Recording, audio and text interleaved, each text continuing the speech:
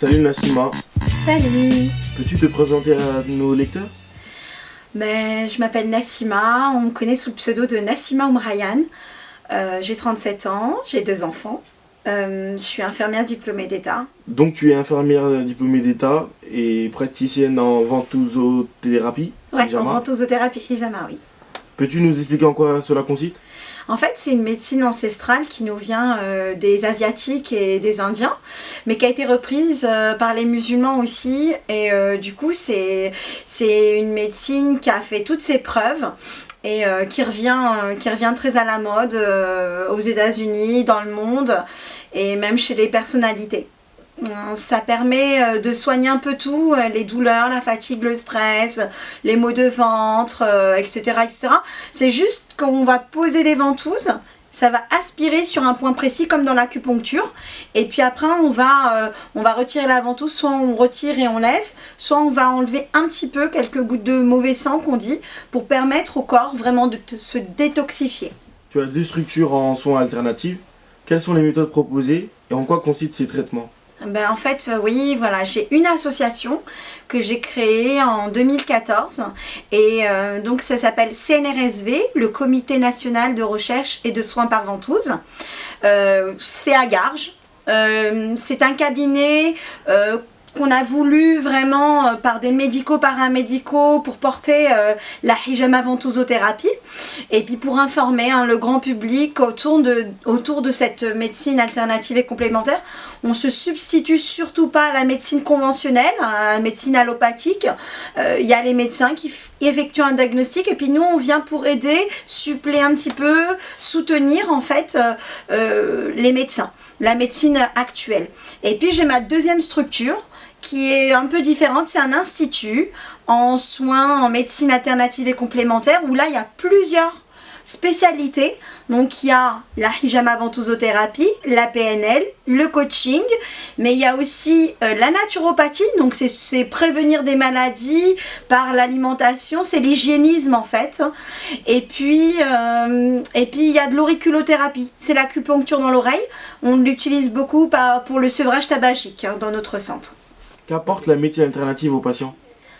Comme je disais tout à l'heure, la médecine alternative et complémentaire ne se substitue pas à la médecine conventionnelle. Elle vient s'ajouter pour plus de bien-être, pour plus de bienfaits, pour permettre une détoxification du corps ou aussi aider l'esprit à aller mieux, tout simplement.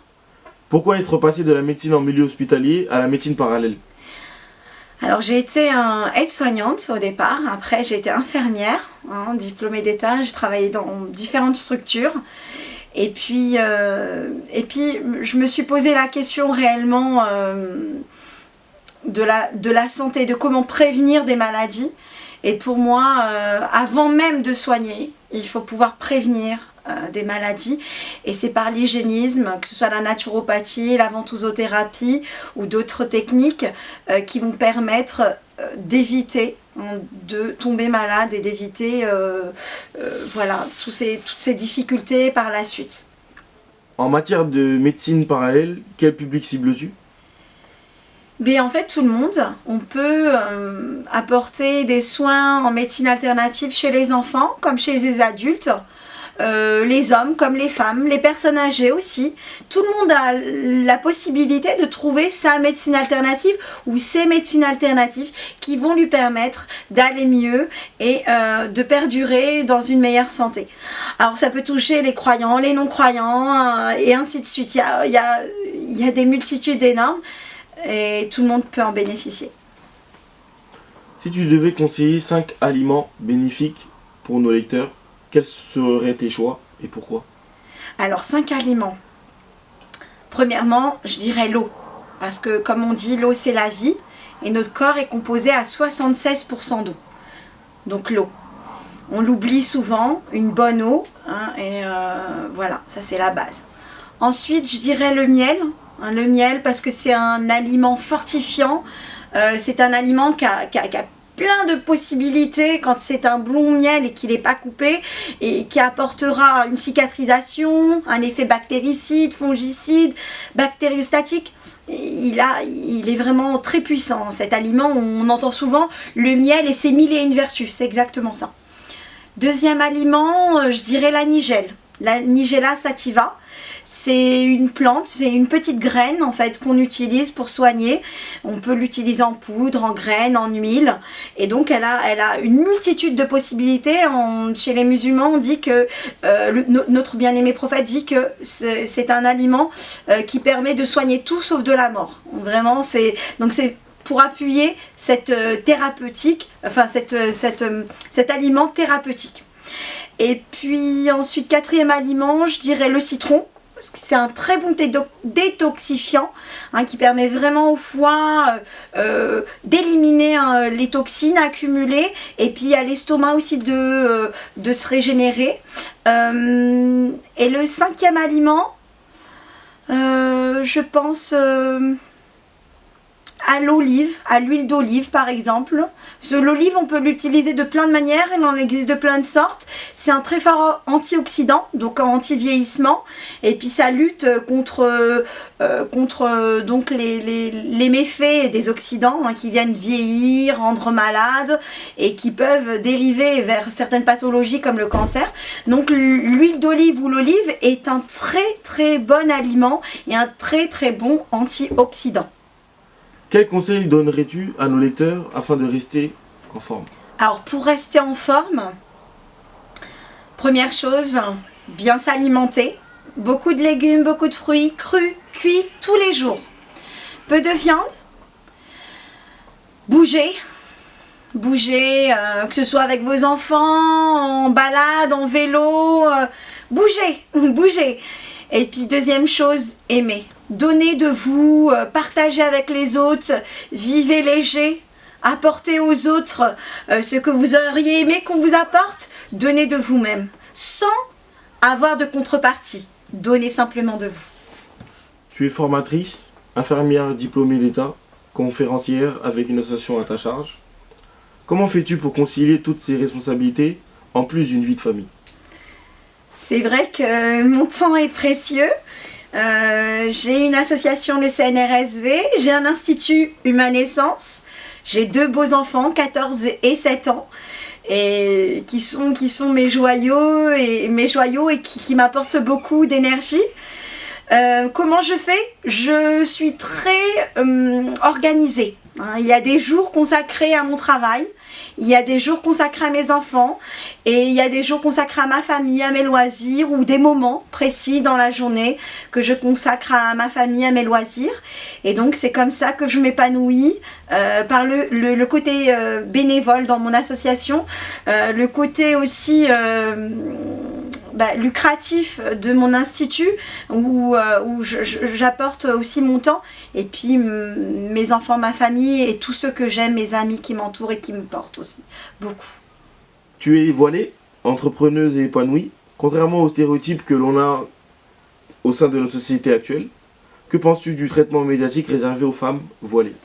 Ça c'est une grande question. Alors voilà, on va dire une grande partie des femmes voilées sont actives, travaillent, sont entrepreneuses, mais on ne les voit pas malheureusement. On voit qu'une partie minoritaire, analphabète, et c'est juste cela que l'on vise. Mais pour la plupart, nous avons des études universitaires, on est intégré, on travaille, on donne de son temps, on est bénévole, on est de bonnes mamans, de bonnes épouses, tout à fait normalement, simplement des femmes en fait, tout simplement. Donc c'est un petit peu dommage et j'espère que ça va changer. Comment faire justement pour faire évoluer les mentalités? D'après moi, je pense qu'il faut respecter nos valeurs françaises de liberté, fraternité, égalité. Et quand on dit laïcité, la laïcité c'est la scission entre l'Église et l'État. Et c'est de vraiment scinder, certes, le gouvernement et les croyances. au sein du gouvernement et non pas d'interdire la liberté du culte ou la liberté de s'exprimer simplement sur ce que l'on est, ce que l'on vit au quotidien, ce que l'on croit ou ce que l'on mécroit. Tout à chacun est libre d'être ce qu'il est et de vivre comme il l'entend, dans la limite des lois imposées. Certes. Et c'est très important de pouvoir laisser place à ces femmes actives, voilées, qui souhaitent travailler, qui souhaitent être au sein des municipalités parfois pour aider ou au sein des associations pour soutenir et qui ne trouvent pas leur place malheureusement malgré leur envie de faire partie de cette unité. Avec toutes tes activités, on imagine que tu dois avoir beaucoup de projets à venir. Peux-tu nous en parler? Alors je fais un petit peu d'humanitaire en tant qu'infirmière.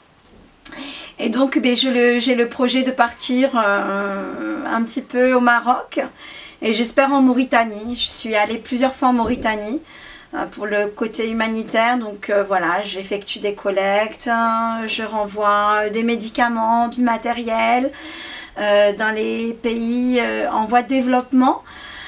Je donne de mon temps, voilà, c'est un loisir, on va dire, mais c'est un plaisir, c'est quelque chose qui me tient à cœur. Je n'ai pas souhaité être qu'infirmière, une infirmière basique, dans un milieu fermé, cadré, et je m'épanouis par différentes actions. Et dans mes actions à venir, je proposerai plus de formations. Donc je propose des formations aux médicaux et aux paramédicaux au sein d'Humanescence. Et je permettrai d'avoir des formations plus complètes et plus diversifiées autour des médecines douces. Donc il y a une formation qui est la ventousothérapie par les soignants médicaux, paramédicaux. Il y aura une autre formation pour compléter celle-là. Et puis on espère aussi permettre courant de la rentrée septembre 2016, offrir des formations au grand public autour de la naturopathie et de comment prévenir des maladies. Pour finir, Nassima, comment peut-on suivre ton actualité? Je suis visible sur Facebook. Mon pseudo, enfin mon nom, c'est Nassima Oumrayane, N-A-2-S-I-M-A, plus loin O-U-M. Plus loin R-A-Y-A-N, donc Nassima Oumrayane. Vous allez me trouver aussi sur Insta. Et puis j'ai deux sites internet, cnrsv.org, cnrsv.org, ou Humanescence, humain comme humain en fait, mais sauf il n'y a pas de H, donc umanesens.fr. J'espère vous voir très bientôt, prochainement, dans mes conférences ou dans mes formations et pouvoir vous informer sur votre santé. Merci Nassima de nous avoir accordé cette interview et bonne continuation à toi. Merci à vous et bonne continuation à Urban Street.